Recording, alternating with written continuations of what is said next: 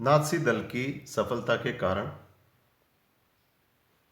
आज के व्याख्यान का हमारा टॉपिक है कि अकस्मात किस प्रकार से जर्मनी में एडोल्फ हिटलर के नेतृत्व में इस दल की जो है स्थापना हुई, इसका उदय हुआ। तो इसके क्या मुख्य मुख्य कारण हो सकते हैं, उसका हम अध्ययन करेंगे आज। सबसे पहला कारण है इसमें वर्साई की संधि की कठोरता। नाजी दल का आकस्मिक उत्कर्ष जर्मनी एवं यूरोप के इतिहास की एक महत्वपूर्ण घटना थी। नाजी दल की यह सफलता तत्कालीन राजनीतिक, सामाजिक एवं आर्थिक परिस्थितियों, गणतंत्री नेताओं की नीतियों की असफलता एवं हिटलर के कुशल नेतृत्व के कारण संभव हुई थी।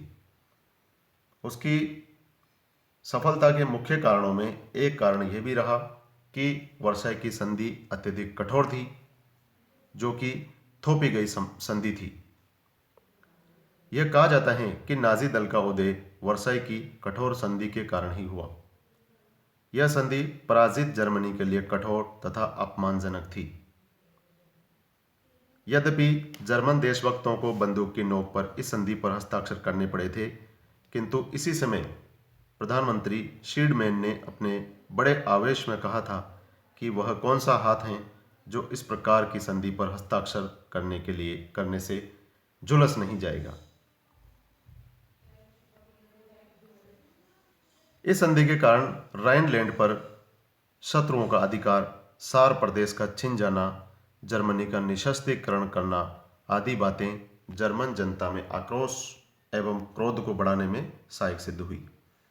ऐसी स्थिति में गणतंत्रीय सरकार द्वारा अपनी अशक्तता को स्वीकार करने, समझौतावादी नीति अपनाने तथा अंतर्राष्ट्रीय क्षेत्र में जर्मनी की मांगों को अधिक दृढ़तापूर्वक प्रस्तुत न कर सकने के कारण अनेक देशभक्तों और विशेष रूप से नवयुवकों एवं युद्ध से लौटे हुए सैनिकों को बहुत खटकती थी। जर्मन लोग अपने पुराने गौरव को पुनः प्राप्त करना चाहते थे और वे एक ऐसे नेता की खोज में थे जो देश के इस अपमान को धोकर उसके राष्ट्रीय गौरव का पुनरुत्थान कर सके। हिटलर के व्यक्तित्व में उनको एक ऐसा व्यक्ति मिल गया जो उनका प्रधान नेता बन सकता था।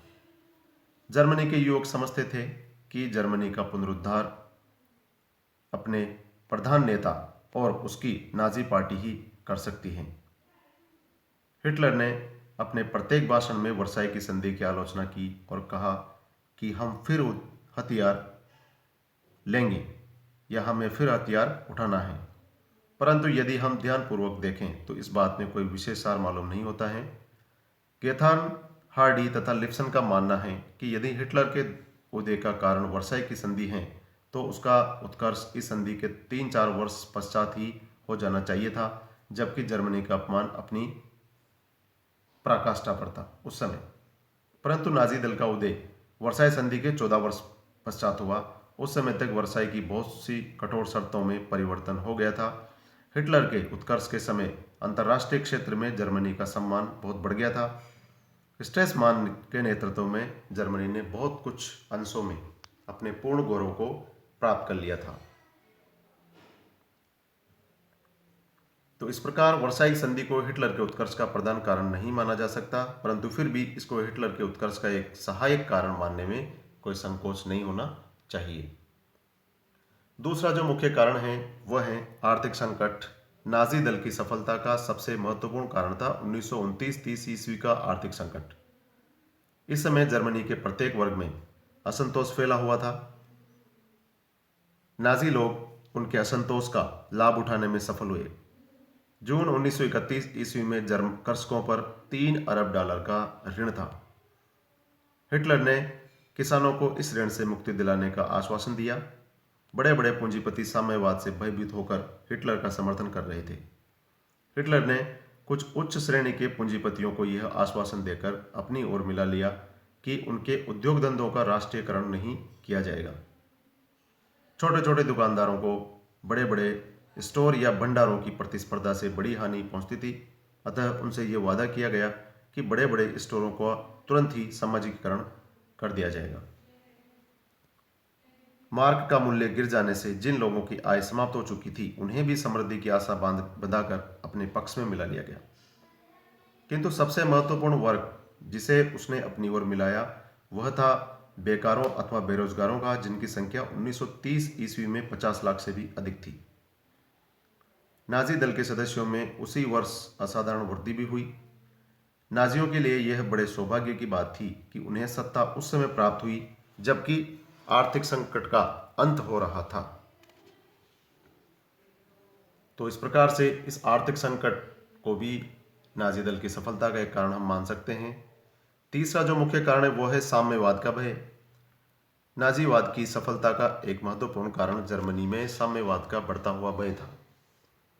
यद्यपि यह कोई महत्वपूर्ण कारण नहीं था, फिर भी नाजियों ने अपनी स्वार्थ पूर्ति के लिए इसका अतिशयोक्तिपूर्ण प्रचार किया था। यदि जर्मन जनता साम्यवाद की ओर आकर्षित होती तो वह उसे उन्हीं दिनों में स्वीकार कर लेती जब उसकी सेना परास्त हो चुकी थी और उनका सम्राट भाग रहा था। उस समय साम्यवादियों ने इसके लिए प्रयास भी किया था। फिर भी यह मानना पड़ेगा कि इस समय जर्मनी में साम्यवादियों को लोकसभा में 77 स्थान मिले थे। 1932 ईस्वी के प्रथम निर्वाचन में उनको 89 तथा इसी वर्ष दूसरे निर्वाचन में 100 स्थान इनको प्राप्त हुए थे। इस स्थिति का लाभ उठाकर नाजियों ने जर्मनी को साम्यवाद का भावी भय दिखाना आरंभ किया। इसी साम्यवाद विरोधी कार्यक्रम के कारण नाजियों को बड़े बड़े व्यापारियों एवं उद्योगपतियों असंख्य ऐसे व्यक्तियों का समर्थन मिला जो साम्यवाद से घृणा करते थे और उसको समाप्त करना चाहते थे। चौथा जो कारण है नाजी दल की सफलता का वो है यहूदी विरोधी नीति, अर्थात इजराइल के लोग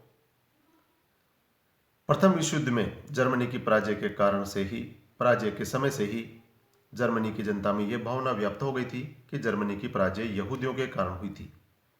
इनकी संख्या जर्मन जनसंख्या का केवल 1% थी, परंतु वे राजनीति, व्यापार, व्यवसायों और कलाओं में प्रमुख थे। यहूदी वर्ग जर्मनी का विभवशाली वर्ग था। बड़े बड़े उद्योगों पर उनका स्वामित्व था और साधारण जनता उन्हें शोषक समझकर उनसे घृणा करती थी। सार्वजनिक जीवन के अनेक क्षेत्रों में भी यहूदियों का प्रमुख स्थान था। हिटलर ने जनता की इस यहूदी विरोधी भावना से ही लाभ उठाया और उन्हें देश से निकालकर बेकार लोगों को उनके कल कारखानों में लगाने का आश्वासन दिया, जिससे ये बेकार लोग जो बेरोजगार थे नाजी दल के समर्थक बन गए। तो एडोल्फ हिटलर ने इस यहूदी विरोध की नीति को अपनाकर लोगों की भावनाओं को समझकर और अपने आप को आगे बढ़ाया। अगला जो कारण है वो है जातीय परंपरा एवं चरित्र। जर्मन जाति हमेशा अनुशासन तथा एक नायक का अनुकरण करने के लिए तैयार रहती थी। जैसा कि प्रोफेसर सुमा ने लिखा है कि जर्मनी का इतिहास एक राष्ट्रीय नायक से शुरू होता हुआ 3 राष्ट्रीय राजवंशों के नेतृत्व में चलता रहा और एक राष्ट्रीय नेता की देखरेख में ही समाप्त हो गया। ये नायक जर्मन होहेंस्टोफेन, हुब्सबर्ग, होवेनजोर्लन और हिटलर थे। जर्मन जनता ने हिटलर को भी एक राष्ट्रीय नायक के रूप में देखा और स्वीकार किया। हिटलर ने जर्मन जनता के समक्ष कोई नया कार्यक्रम या राजनीतिक दर्शन नहीं रखा। उसने वही कहा जो हीगल, फिक्टे, बिस्मार्क या केसर आदि पहले ही कह चुके थे। सच तो यह है कि नाजीवाद संपूर्ण जर्मन विचारधारा का निचोड़ था। जर्मन जनता इसको स्वीकार करने को तैयार थी और इसलिए इसके उदय को बल मिला और वह सफल रहा। नेक्स्ट है कारण इनका वाइमर गणतंत्र के प्रति असंतोष। हिटलर के उत्कर्ष का एक कारण जर्मन जनता में प्रजातांत्रिक लोकतंत्रात्मक शासन पद्धति के प्रति अरुचि होना था। महायुद्ध के अंतिम दिनों में जर्मनी में गणतंत्र की घोषणा इस कारण नहीं की गई थी कि जर्मन लोगों का गणतंत्र से प्रेम था। उस समय जर्मन लोग सोचते थे कि यदि जर्मनी में गणतंत्र की स्थापना की जाए तो उन्हें राष्ट्रपति विल्सन की सहानुभूति प्राप्त हो सकेगी। गणतंत्र विश्व युद्ध के बाद असफल रहा। इस असफलता का लाभ नाजी दल को प्राप्त हुआ। इसी कारण बेंस ने लिखा है कि वाइमर संविधान के अंतर्गत आनुपातिक प्रतिनिधित्व प्रणाली एवं बहुदलीय व्यवस्था के कारण संसदीय शासन तंत्र की असफलता भी नाजियों की सफलता में सहायक सिद्ध हुई। गणतंत्रात्मक शासन के अंतर्गत जर्मनी में अनेक दलों का उदय हो गया। 1930 ईस्वी के निर्वाचन में 24 राजनीतिक दलों ने भाग लिया, किंतु किसी भी दल को बहुमत नहीं मिलने से मिलाजुला मंत्रिमंडल बनाना पड़ा। ये गठबंधन अधिक समय तक सुचारू रूप से कार्य नहीं कर सकते थे। नाजियों ने इस संसदीय विरोध से लाभ उठाया और जनसाधारण को यह विश्वास दिलाया कि संसदीय प्रणाली पूर्णतः असफल हो चुकी है। वास्तव में 1930 ईस्वी के पश्चात तो किसी भी मंत्रिमंडल को राइक्सटैग में बहुमत प्राप्त ही नहीं हो सका और राष्ट्रपति के अध्यादेशों के द्वारा शासन चलाना पड़ा। अतः जर्मन नागरिक इस संसदीय व्यवस्था की कार्यप्रणाली से ऊब चुके थे। हिटलर ने उन्हें शक्तिशाली व्यवस्था देने का वादा किया था। अतः बहुत से जर्मन लोगों को यह विश्वास हो गया था कि कोई शक्तिशाली व्यक्ति ही जर्मनी की प्रतिष्ठा एवं समृद्धि को पुनः स्थापित कर सकेगा और वह व्यक्ति हिटलर था।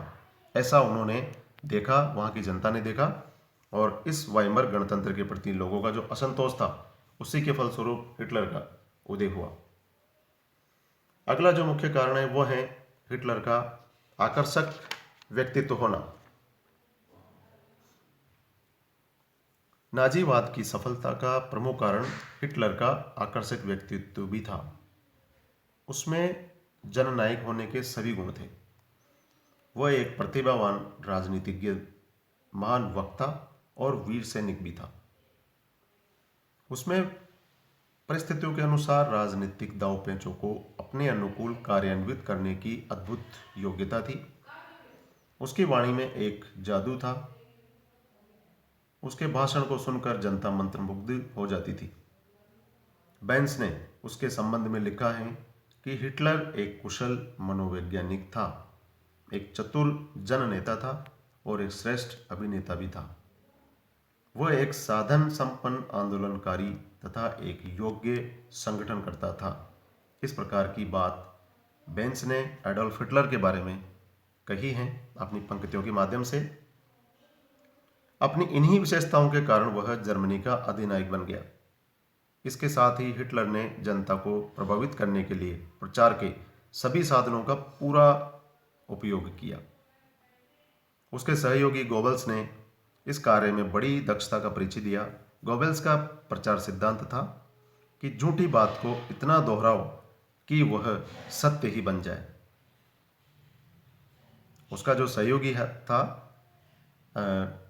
नाजी दल की सफलता में सहयोग करने वाला गोबेल्स, उसको प्रचार करने का जो सिद्धांत था वह था कि झूठी बात को इतना दोहराओ कि वह सत्य ही बन जाए। ऐसे उसके विचार थे, क्योंकि किसी भी झूठी बात को आप बार बार उसको रिपीट करते जाओगे, बार बार उसको बोलते जाओगे, तो एक समय तो ऐसा आएगा कि वह सत्य ही प्रतीत होने लगेगी। हिटलर ने विश्व युद्ध की पराजय को राष्ट्रीय अपमान घोषित करके तथा राष्ट्रीय गौरव की पुनः स्थापना का आश्वासन देकर जनता की सैनिक मनोवृत्ति को जागृत किया। हिटलर के व्यक्तित्व के बारे में एलन बुलक ने अपनी पुस्तक Hitler A study in tyranny में लिखा है कि राजनीति के अविवेकी तत्वों पर उसका अधिकार, अपने प्रतिद्वंदियों की कमजोरियों को समझने की सूक्ष्म दृष्टि, राजनीतिक समस्याओं के सरलीकरण की योग्यता, समयोचित कार्यवाही करने की क्षमता और अपने उद्देश्यों की प्राप्ति हेतु जोखिम उठाने की इच्छा उसकी ऐसी विशेषताएं थी जिनके कारण वह अपने दल को सफलता की सीढ़ी पर खड़ा कर सका। इस प्रकार के विचार एलन बुलक ने अपनी पुस्तक Hitler A study in tyranny में उन्होंने लिखा है। हिटलर के व्यक्तित्व के बारे में उनके ऐसे विचार थे और हिटलर के व्यक्तित्व में ये सारी बातें थी जिसने उसको बहुत अधिक ऊंचाइयों तक पहुंचाया और जर्मनी की जनता में अपना स्थान बनाने में वह सफल हुआ। नाजी कार्यक्रम नाजी दल के उत्कर्ष का एक प्रमुख कारण उसका आकर्षक कार्यक्रम था।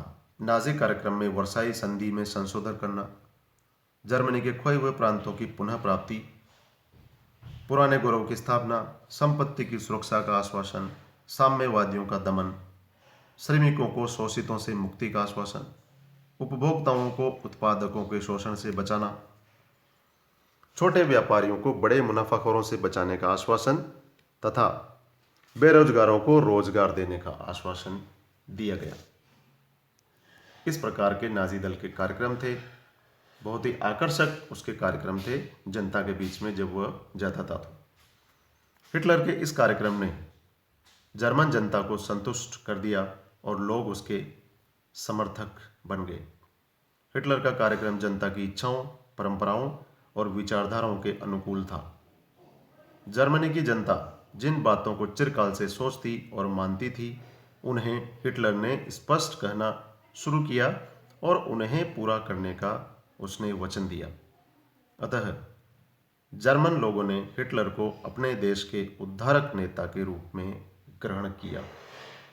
तो आज के इस ई व्याख्यान में हमने नाजी दल की सफलता के कारणों के बारे में अध्ययन किया। एडोल्फ हिटलर के नेतृत्व में किस प्रकार से नाजी दल ने जर्मनी में अपनी ऊंचाइयों को प्राप्त किया, जिसमें वर्साई की संधि की कठोरता, आर्थिक संकट का होना उसी समय, साम्यवाद का भय, यहूदी विरोधी नीति जो कि 1% थे और वही सारे साधनों पर उनका एकाधिकार था, जातीय परंपरा एवं चरित्र, वाइमर गणतंत्र के प्रति लोगों का असंतोष होना तथा सबसे मुख्य हिटलर का आकर्षक व्यक्तित्व इसकी सफलता का मुख्य कारण है। स्वयं हिटलर बहुत योग्य व्यक्ति था, उसमें अनेक गुणों का समावेश था तथा उसके द्वारा चुनावों के संबंध में और जर्मनी के लोगों के समक्ष जो नाजी कार्यक्रम उसने बनाए आकर्षक अपने प्रचार के माध्यम से, जिनसे आकर्षित होकर जर्मनी की जनता ने हिटलर को अपने देश के उद्धारक नेता के रूप में देखा और उसे अपना पूरा समर्थन दिया और नाजी दल की सफलता में इन्हीं कारणों का मुख्य योगदान रहा। Thank you.